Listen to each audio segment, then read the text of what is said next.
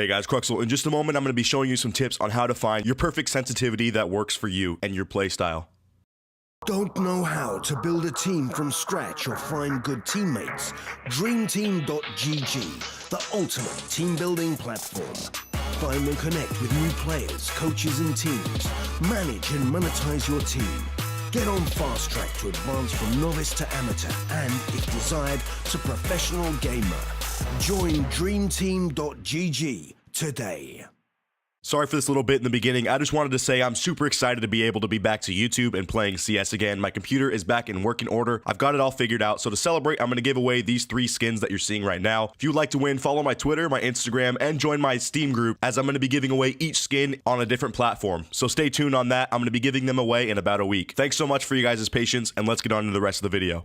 So I find that a lot of people have issues on finding their correct sensitivity in this game, and if this is your first FPS game on PC, you might not know what some of these mean. You can ignore a lot of these commands except for the main ones, which are raw input, mouse acceleration, mouse sensitivity, and zoom sensitivity. So you obviously want to have mouse acceleration off because that just proves that you are aiming consistently and you're not having a software generate, how fast or slow your mouse should be based off how you move it. There's also window settings that you need to turn off for your mouse, and if you don't know how to do that, or you want to make sure that you're definitely just giving the information from the mouse, turn on raw input to completely override those settings and make sure that you're just giving the raw information from the mouse. Now, in order to turn off these window settings, you're going to go to the bottom left corner, click that little icon in Windows to launch your start menu, search mouse settings, and then click additional mouse options. Then head over to this tab that I'm about to show you where you can disable enhanced pointer precision. That is the fucking devil when it comes to esports and trying to be consistent with your mouse movement, as well as the fact that you can go into your mouse settings if you have a gaming mouse and change your DPI. I personally play at a 400 DPI. It's recommended that you play at 800 if you're playing at your native res, or 400 if you're not and you're playing under that, which I am, as well as the fact that I believe you should only have one DPI setting level. There's a button that is usually bound to switching between multiple, and I don't think that is really necessary in a game like an FPS because you can accidentally hit that and be completely thrown off and maybe not even realize that you did it and wonder why your aim's so fucking bad. I say keep it to 1, and in terms of the polling rate, really just keep it at the highest that your mouse allows pretty much. You can go 500 if you like, but I personally play at 1000, and that just improves the tracking of your mouse and everything like that. Now, when you go into setting up your sensitivity, you're going to want to download the Aimbots training map, which is very popular by Uletical. He's an awesome map maker, and that can be found in the workshop. When it comes to changing your mouse sensitivity, you can use the console command or you can just go from the menu, and a lot of people don't realize that even though this is a slider, you can enter any number into this, even a decimal. Such as me, I play at 0.5 sensitivity, so you don't have to go to just 1. That's not the lowest, and a lot of people seem to think that for some reason. I say a good rule of thumb is to turn it down to what you think is the maximum lowest you'd want to go, and then go a bit lower than that even, and play around with it, because you can only work your way down, I think, as you're trying to find the slowest possible sensitivity so that your far away tracking is very good. As you can see here, I turned up my sensitivity a little bit for the video, and since I wasn't used to it, I'm over aiming, meaning I'm wasting time flicking past people's heads as I'm going laterally and trying to go backwards. That's something you want to definitely avoid, as it's going to cost you precious time and probably get you killed in many situations. Another thing that you have to worry about is not going too low to where you're having to lift your mouse too often. So try to avoid that in any situation and turn up your sensitivity if need be. Now, when you think you found something near what you find to be a perfect sensitivity, you're going to want to have bots at varying distances and flick back and forth to their heads. You're trying to find how hard it is to make these minuscule adjustments at further ranges, because that is really what it makes for life or death in many games as you're getting farther out in engagements. And the reasoning for having a very low sensitivity in the first place is so that you can just easily make small changes while aiming down range, let's say throughout all of long on Dust 2, for example. Another benchmark that you're going to want to test is the ability to do at least a full 180 with a full mousepad swipe. Now, a lot of you guys might have small mouse pads, and I would say definitely invest in a large one if you're trying to lower your sensitivity, as it's gonna help you play a lot better, guys. And they're pretty cheap too. You can get one for like 10 bucks from Best Buy or whatever your electronics retailer is. Now, for all you oppers and scouters out there, if your sensitivity is a bit too low or maybe a bit too high for your flicking ability, you can also change that with the zoom sensitivity, which is the same as the mouse sensitivity. It can be a decimal. So this is basically a multiplier of your normal sensitivity. So if I put it to 0.5 right now, it would be half as fast as my normal sensitivity. Or if I were to put it at 2, for example, that means it would be twice as fast as my sensitivity. So this is another number you can play around with if you are in those roles and find that your flicking is not as easy as it used to be with this new sensitivity that you're trying out. Once again, I would play around with this in Aimbots just to find something that you're comfortable with so that you're not risking rounds for your teammates. So to recap on the big points that I want to leave with you guys, make sure that your mouse acceleration is off, as that will remain consistent throughout as you're aiming, so you're not learning to just flick and have software assist you with how fast or slow you're aiming around, as well as the fact that you should keep your sensitivity as low as possible while still being able able to do a full 180 on your mouse pad, as that's going to save you in a lot of spaces. I would recommend going a little bit higher if you're a wrist aimer, because that's going to allow you to have to move throughout the mouse pad less. In general, you should try to move with your full arm, as that's going to allow you to be at the lowest sensitivity and still be accurate. Even if you have 1,000+ hours, there's always room for improvement and change, and maybe changing up your sensitivity will just be that extra kick to get you into that next level of CS. Don't be afraid to try out something new, guys. Once again, I'm really excited to be back to YouTube. I'm able to upload once again a few times a week, so make sure you guys stay tuned for future content. Thanks for watching.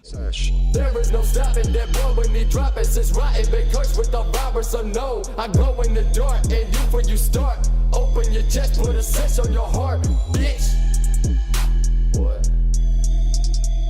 What?